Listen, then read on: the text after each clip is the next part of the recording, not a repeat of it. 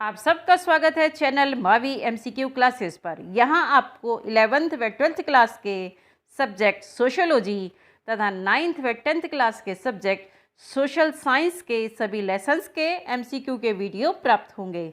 यह सभी वीडियो न केवल 9th से 12th तक के छात्रों के लिए उपयोगी हैं, बल्कि उन सभी छात्रों के लिए बहुत ही उपयोगी हैं जो किसी भी प्रतियोगी परीक्षा की तैयारी कर रहे हैं, विशेषकर राज्यों के टीचर्स एलिजिबिलिटी टेस्ट की तैयारी कर रहे छात्रों के लिए। तो चलिए जल्दी से चैनल को सब्सक्राइब कर लीजिए अगर अभी तक आपने मेरे चैनल को सब्सक्राइब नहीं किया है। आज की ये वीडियो 11th क्लास सोशोलॉजी के छात्रों के लिए है, जो कि फर्स्ट बुक समाजशास्त्र का परिचय पर आधारित है। यह इस बुक की यूनिट नंबर 3 सामाजिक संस्थाओं को समझने पर आधारित है, जो कि इस यूनिट की सेकंड वीडियो है। आज का टॉपिक है विवाह और नातेदारी। इससे पहले इसी यूनिट की फर्स्ट वीडियो में डाल चुकी हूँ, जिसका टॉपिक था परिवार। आइए शुरू करते हैं। क्वेश्चन नंबर 1, विवाह स्त्री पुरुष का पारिवारिक जीवन में प्रवेश है। यह कथन किसका है? किंग्सले डेविस, वेस्टरमार्क, बोगार्डस या उपरोक्त में से कोई नहीं। और सही आंसर है इसका बोगार्डस। विवाह के द्वारा ही स्त्री पुरुष पारिवारिक जीवन में प्रवेश करते हैं, नए परिवार का निर्माण करते हैं। क्वेश्चन नंबर 2, वैधानिक रूप से विवाह करने वाले साथियों की संख्या के आधार पर विवाह के कितने प्रकार हैं? 2, 3, 4 या 5। वैधानिक का अर्थ है विधान के अनुसार, सामाजिक विधान या कानूनी संविधान के अनुसार। विवाह करने के साथियों की संख्या के आधार पर 2, 3, 4 या 5। इसका सही आंसर है 2, एक विवाह और बहुविवाह। क्वेश्चन नंबर 3, विवाह का कौन सा प्रकार है जिसमें एक पुरुष का विवाह कई स्त्रियों से होता है? एक पुरुष और अनेक पत्नियां, अंतर्विवाह, बहिर्विवाह, बहुपति विवाह या बहुपत्नी विवाह। आंसर है बहुपत्नी विवाह, एक पुरुष के अनेक पत्नियां हों, तो इस प्रकार का विवाह है बहुपत्नी विवाह। प्रश्न नंबर 4, जब एक से अधिक भाई आपस में मिलकर एक ही स्त्री से विवाह करते हैं तो उस विवाह को क्या कहते हैं? अंतरजातीय विवाह, समूह विवाह, बहुपत्नी विवाह या भ्रातृक बहुपति विवाह।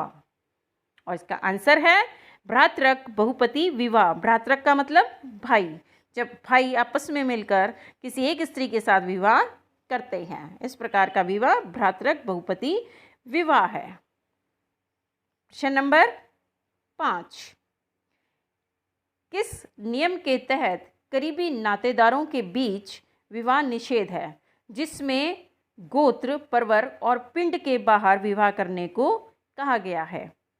अनुलोम विवाह, प्रतिलोम विवाह, अंतरजातीय विवाह या बहिर्विवाह। नातेदारों के बीच विवाह निषेध है, यानी कि कुछ नातों को छोड़कर बाहर विवाह किया जाता है। इसमें गोत्र, परवर और पिंड को भी बाहर रखा जाता है। भारत की कुछ जातियां इस प्रकार की हैं। इस विवाह को कहा जाता है बहिर्विवाह का नियम। प्रश्न नंबर 6, उच्च जाति के लड़के का निम्न जाति की लड़की से विवाह करना क्या कहलाता है? अंतरजातीय विवाह, अनुलोम विवाह, प्रतिलोम विवाह या अंतः विवाह। आंसर है अनुलोम विवाह, लड़का उच्च जाति का और लड़की निम्न जाति की हो। प्रश्न नंबर 7, आधुनिक समाजों में विवाह का कौन सा स्वरूप प्रचलित और सबसे अधिक मान्य है? एक विवाह, बहुविवाह, कर्मिक एक विवाह या अनुलोम विवाह। और इसका आंसर है एक विवाह। एक विवाह सबसे अधिक प्रचलित है। कर्मिक एक विवाह होता है कि जब एक समय में एक पुरुष के या एक स्त्री के एक ही पत्नी हो या एक ही पति हो। जैसे कर्मिक का मतलब यह है क्रम से, एक पत्नी मरने के पश्चात दूसरा विवाह कर लेना या पति की मृत्यु के पश्चात स्त्री के द्वारा दूसरा विवाह कर लेना कर्मिक एक विवाह का उदाहरण है। तलाक के बाद भी इस प्रकार का विवाह होता है। नेक्स्ट क्वेश्चन है क्वेश्चन नंबर 8, अपनी जाति या अपनी उपजाति या समूह के अंदर किया गया विवाह क्या कहलाता है? अंतःविवाह या अंतर्विवाह। ये दोनों एक ही हैं, दोनों का एक ही मीनिंग है। अनुलोम विवाह, प्रतिलोम विवाह, बहिर्विवाह इनमें से कौन सा अपनी जाति, उपजाति या समूह के अंदर किया गया विवाह है? आंसर है अंतः विवाह या अंतर विवाह। प्रश्न नंबर 9, गांव बहिर्विवाह भारत की किस भाग में प्रचलित है? गांव बहिर्विवाह अर्थात गांव से बाहर विवाह करने का नियम दक्षिण भारत के कुछ भागों में, पश्चिमी भारत के कुछ भागों में, उत्तरी भारत के कुछ भागों में या पूर्वी भारत के कुछ भागों में? और इसका आंसर है उत्तरी भारत के कुछ भागों में। प्रश्न नंबर 10, अत्यधिक निर्धनता की अवस्थाएं या कठोर आर्थिक स्थितियां किस प्रकार के विवाह को बढ़ावा देती हैं? अर्थात जिन क्षेत्रों में अत्यंत गरीबी है वहां पर किस प्रकार का विवाह अधिक पाया जाता है? बहुपत्नी विवाह, बहुपति विवाह, एक विवाह या समूह विवाह? आंसर है इसका बहुपति विवाह। अनेक पति मिलकर एक पत्नी और उनसे होने वाले बच्चों का पालन पोषण कर सकें। प्रश्न नंबर 11, उच्च जाति की लड़की का निम्न जाति के लड़के के साथ विवाह किस प्रकार का विवाह कहलाता है? अनुलोम विवाह, प्रतिलोम विवाह, अंतरजातीय विवाह या बहुविवाह? इसका आंसर है प्रतिलोम विवाह। प्रश्न नंबर 12, हिंदुओं में विवाह को क्या माना जाता है? धार्मिक संस्कार, सामाजिक समझौता, कानूनी बंधन या उपरोक्त सभी? आंसर है धार्मिक संस्कार, जन्म जन्मांतर का संबंध माना जाता है। प्रश्न नंबर 13, हिंदू विवाह अधिनियम कब पारित हुआ? 1950, 1952, 1954 या 1955? और सही आंसर है इसका 1955। प्रश्न नंबर 14, विशेष विवाह अधिनियम कब पारित हुआ? 1950, 1952, 1954 या 1955? और इसका सही आंसर है विशेष विवाह अधिनियम 1954।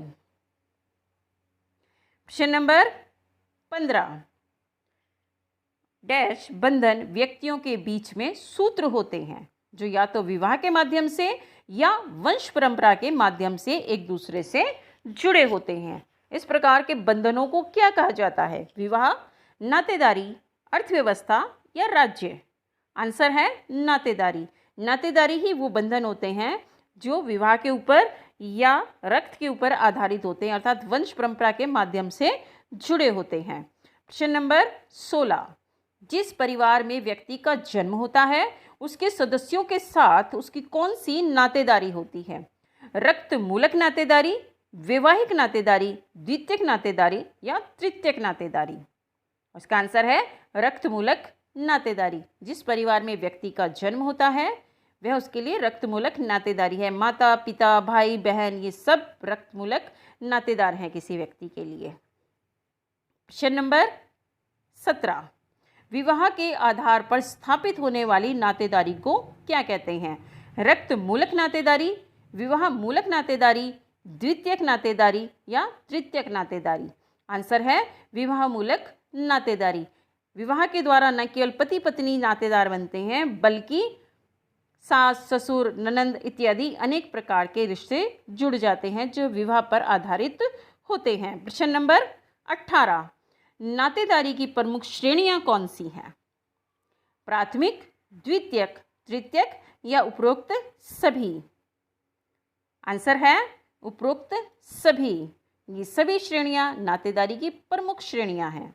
प्राथमिक, जिनके मध्य घनिष्ठ और सीधे संबंध होते हैं, जो एक दूसरे के लिए पहले हैं, प्राथमिक है। भाई भाई का संबंध है, भाई बहन का संबंध है, पिता पुत्री का संबंध है, आदि आदि।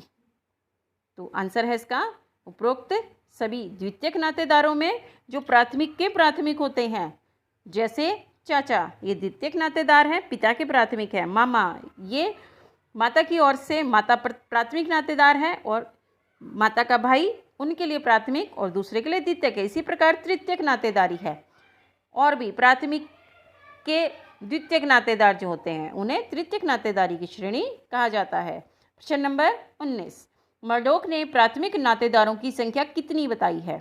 8, 33, 151 या उपरोक्त सभी?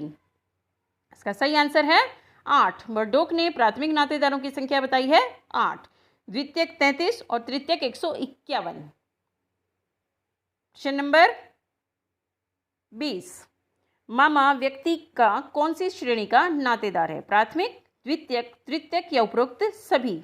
आंसर है द्वितीयक। माता के लिए उनका भाई प्राथमिक है और बच्चों के लिए वो द्वितीयक है। प्रश्न नंबर 21, मॉर्गन ने नातेदारी की संबंध संज्ञाओं को कितनी श्रेणियों में विभक्त किया है? अर्थात नातेदारों को किन नामों से पुकारा जाएगा, उनके लिए कौन सी संज्ञा इस्तेमाल की जाएगी, इसके लिए मॉर्गन ने कितने श्रेणियां बांटी हैं? 2, 3, 4 या 5? आंसर है 2, विशिष्ट संज्ञाएं और वर्गीकृत संज्ञाएं।